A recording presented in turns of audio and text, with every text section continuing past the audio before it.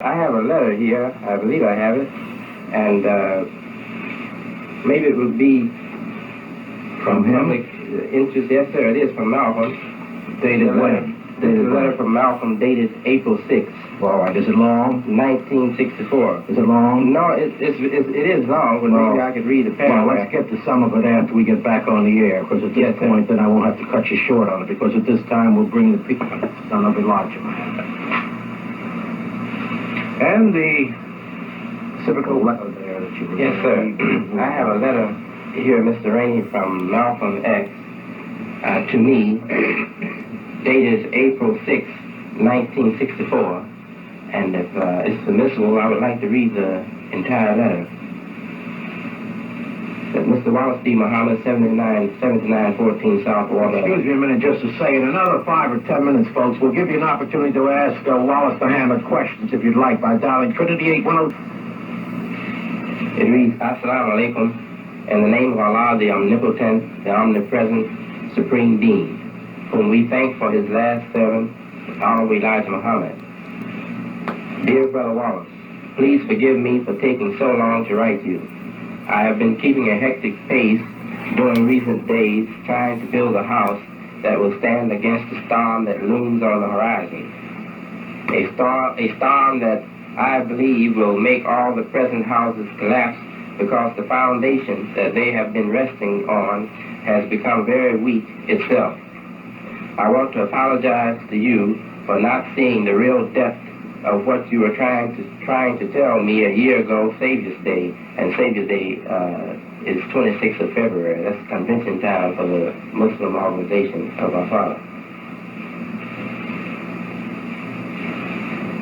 I want to, pardon me, I want to go back here. I want to apologize to you for not seeing the real depth of what you were trying to tell me a year ago, Savior's Day.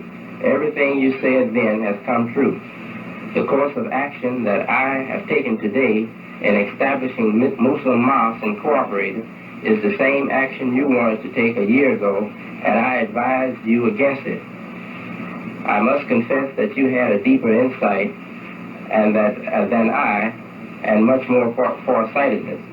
I would like to comment here. Malcolm, he always gives people, my father and myself, more credit than we deserve for his own decisions. Malcolm is a man who makes his own decisions, I believe.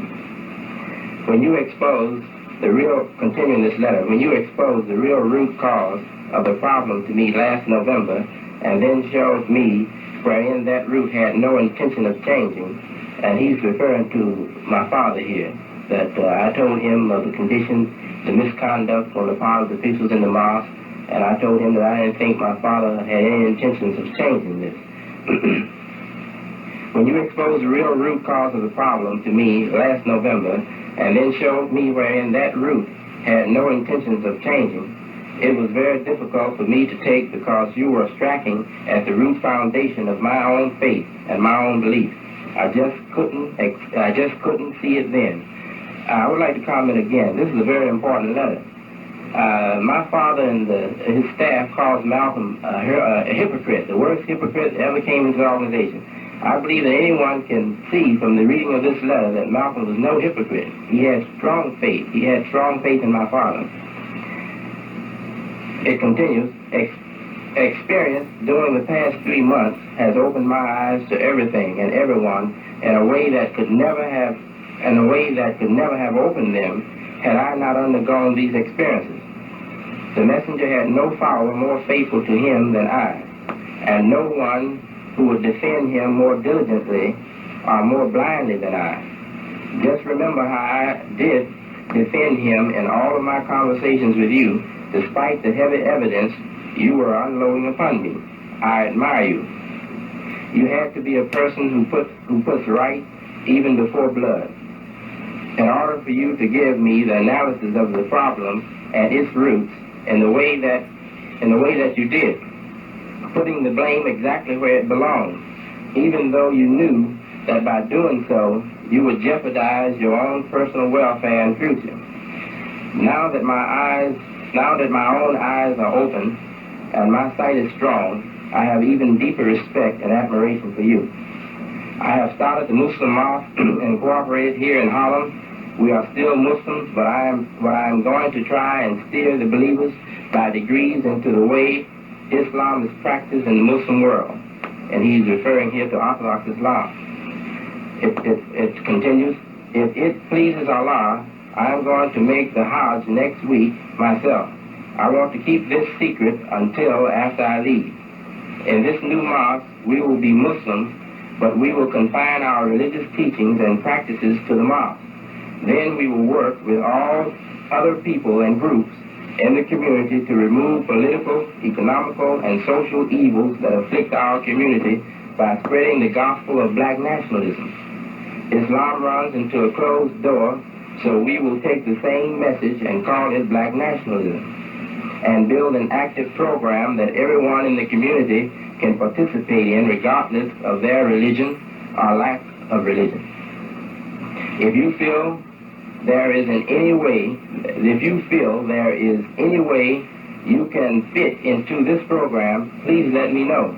I would like your help. I have deep respect for you. In fact, the idea I'm trying to carry is actually your idea.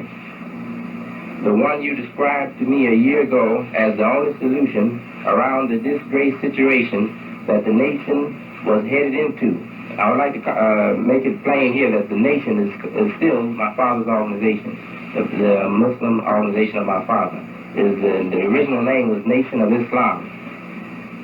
The letter continues, if you want to be the spiritual head of the Muslim Mosque Incorporated, we will submit to you as faithfully as we submitted to your father.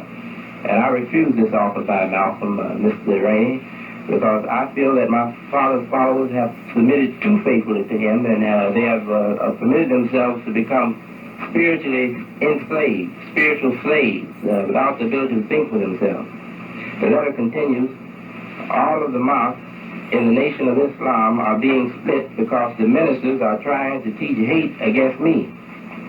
If they'd be quiet, the mosque would remain intact. But their lies are splitting the Muslims and making them take sides. Many are being put out and others are going out on their own, especially in mosques number 7, 11, and 12. Number 12 is Philadelphia. The letter continues, many Muslims are actually carrying guns to use or to protect themselves against other Muslims. Religious and spiritual values are gone. As you once said, there are those who would like to see the nation destroyed rather than see someone else get credit for making it a success. I hope to hear from you real soon. I've learned that in some cities, Chicago officials, your own family, are trying to make it appear that you are the one who is the father of all those children. And he's referring here to the illegitimate children of the secretary. That you were the father of. Yes, sir. They were spreading the word that I am the father of those children. I believe I mentioned that earlier. Oh, yeah. If I am, it was a divine thing, and I was asleep when it happened. The letter continues, they are trying to destroy your own image simply because you would not go along with them in their wrong and because you exposed their wrong to me. They will try to build their future on falsehood and use falsehood to defend themselves. But the Quran says when truth comes, falsehood vanishes, and falsehood is a forever vanishing thing. My family sends you love and greetings. Assalamu alaikum, your brother Malcolm X. And I thank you for the opportunity to read this letter. PR 81023.